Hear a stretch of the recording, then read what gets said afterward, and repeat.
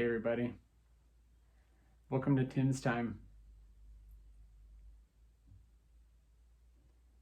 Hope you guys are ready to check in on Klaus, Violet, and Sonny Baudelaire, the Baudelaire orphans. If you remember last time, bye kitty, Count Olaf was acting in loco parentis. He was acting on the children's best behalf. Didn't seem that way to me. So hopefully chapter 6 will bring us and the Baudelaires some good news. Let's dive in.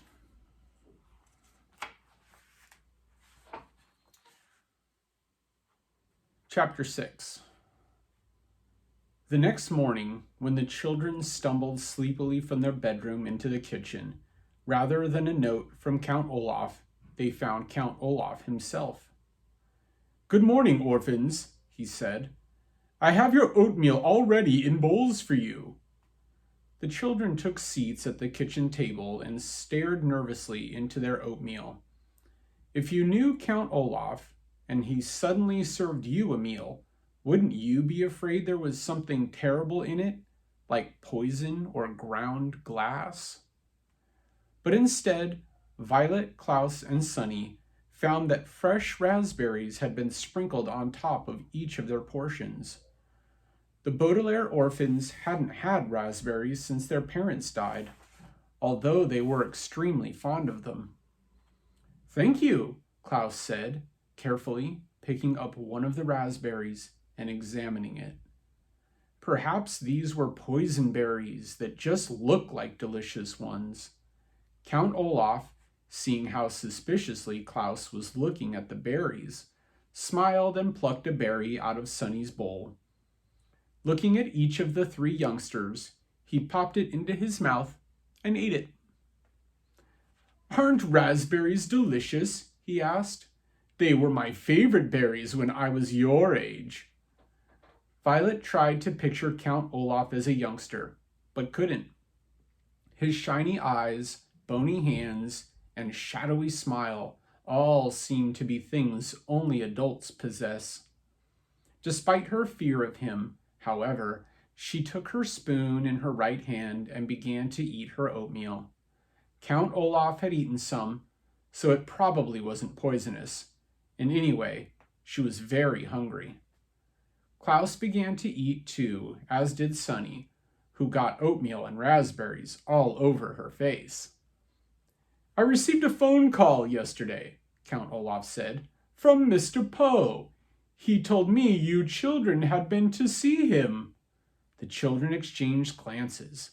They had hoped their visit would be taken in confidence, a phrase which means here kept a secret between Mr. Poe and themselves, and not blabbed to Count Olaf. "Mr. Poe told me," Count Olaf said, "that you appear to be having some difficulty adjusting to life as I have so graciously provided it for you. I'm very sorry to hear that." The children looked at Count Olaf. His face was very serious, as if he were very sorry to hear that, but his eyes were shiny and bright, the way they are when someone is telling a joke. "Is that so?" Violet said. "I'm sorry Mr. Poe bothered you." "I'm glad he did," Count Olaf said, "because I want the three of you to feel at home here, now that I am your father." The children shuddered a little at that, remembering their own kind father and gazing sadly at the poor substitute now sitting across the table from them. "Lately," Count Olaf said, "I have been very nervous about my performances with the theater troupe, and am afraid I have acted a little bit standoffish." The word standoffish is a wonderful one, but it does not describe Count Olaf's behavior toward the children. It means reluctant to associate with others, and it might describe somebody who, during a party, would not stand in a corner and not talk to anyone, would stand in a corner. It would not describe somebody who provides one bed for 3 people to sleep in, forces them to do horrible chores, and strikes them across the face. There are many words for people like that, but standoffish is not one of them. Klaus knew the word standoffish and almost laughed out loud at Olaf's incorrect use of it. He almost lulled. But his face still had a bruise on it, so Klaus remained silent. Therefore, to make you feel a little more at home here, I would like to have you participate in my next play. Perhaps if you took part in the work I do, you would be less likely to run off complaining to Mr. Poe. In what way would we participate? Violet asked. She was thinking of all the chores they already did for Count Olaf, and was not in the mood to do more.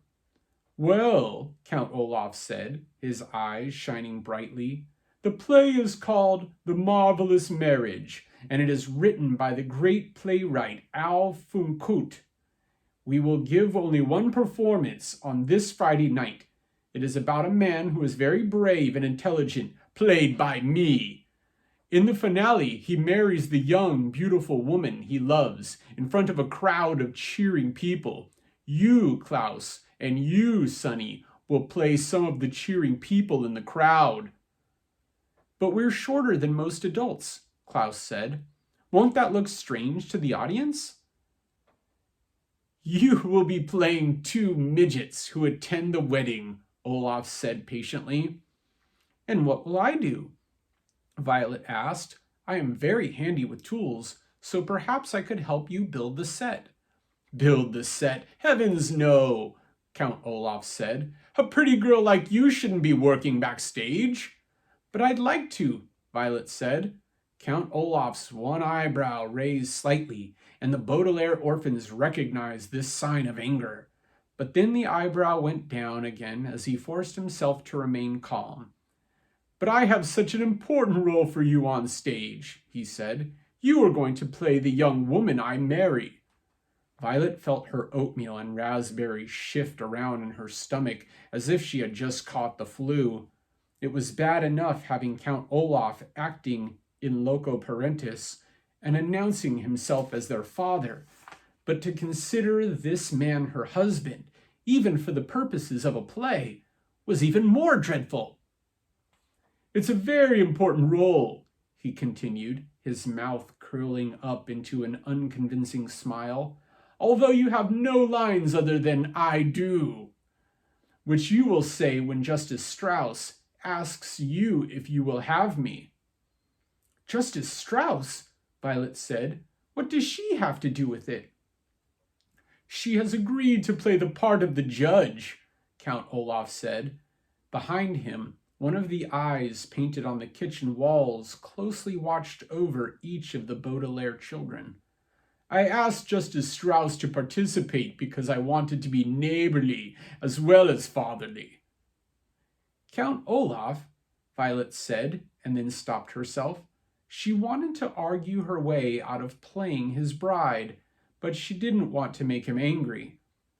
Father, she said, I'm not sure I'm talented enough to perform professionally. I would hate to disgrace your good name and the name of Al Funkut. Plus, I'll be very busy in the next few weeks working on my inventions and learning how to prepare roast beef, she added quickly, remembering how he had behaved about dinner. Count Olaf reached out one of his spidery hands and stroked Violet on the chin, looking deeply into her eyes. You will, he said, participate in this theatrical performance. I would prefer it if you would participate voluntarily, but as I believe Mr. Poe explained to you, I can order you to participate and you must obey. Count Olaf's sharp and dirty fingernails gently scratched on Violet's chin, and she shivered. The room was very, very quiet as Olaf finally let go and stood up and left without a word. The Baudelaire children listened to his heavy footsteps go up the stairs to the tower they were forbidden to enter. Well, Klaus said hesitantly, I guess it won't hurt to be in the play. It seems to be very important to him, and we want to keep on his good side. But he must be up to something, Violet said. You don't think those berries were poison, do you? Klaus asked worriedly. No, Violet said. Olaf is after the fortune we will inherit. Killing us would do him no good. But what good does it do him to have us be in his stupid play? I don't know, Violet admitted miserably. She stood up and started washing out the oatmeal bowls. I wish we knew something more about inheritance law, Klaus said. I'll bet Olaf has cooked up some plan to get our money, but I don't know what it might be. I guess we could ask Mr. Poe about it, Violet said doubtfully, as Klaus stood beside her and dried the dishes. He knows all those Latin legal phrases. But Mr. Poe would probably call Count Olaf again, and then he'd know we were on to him, Klaus pointed out. Maybe we should try to talk to Justice Strauss. She's a judge, so she must know all about the law. But she's Olaf's neighbor, Violet replied, and she might tell him that we had asked. Klaus took his glasses off, which he often did when he was thinking hard. How could we find out about the law without Olaf's knowledge? What do you think? A book! Sunny shouted suddenly. She probably meant something like, would somebody please wipe my face? But it made Violet and Klaus look at each other. Book. They were both thinking the same thing. Surely Justice Strauss would have a book on inheritance law. Count Olaf didn't leave us any chores to do, Violet said, so I suppose we are free to go to Justice Strauss and her library. Klaus smiled. Yes, indeed, he said. And you know, today I don't think I'll choose a book on wolves. Nor I, Violet said, on mechanical engineering. I think I'd like to read about inheritance law. Well, let's go, Klaus said. Justice Strauss said we could come over, and we don't want to be standoffish. At the mention of the word that Count Olaf had used so ridiculously, the Baudelaire orphans all laughed, even Sunny, who of course did not have a very big vocabulary. Swiftly they put away the clean oatmeal bowls in the kitchen cupboards, which watched them with painted eyes. Then the three young people ran next door. Friday, the day of the performance, was only a few days off, and the children wanted to figure out Count Olaf's plan as quickly as possible.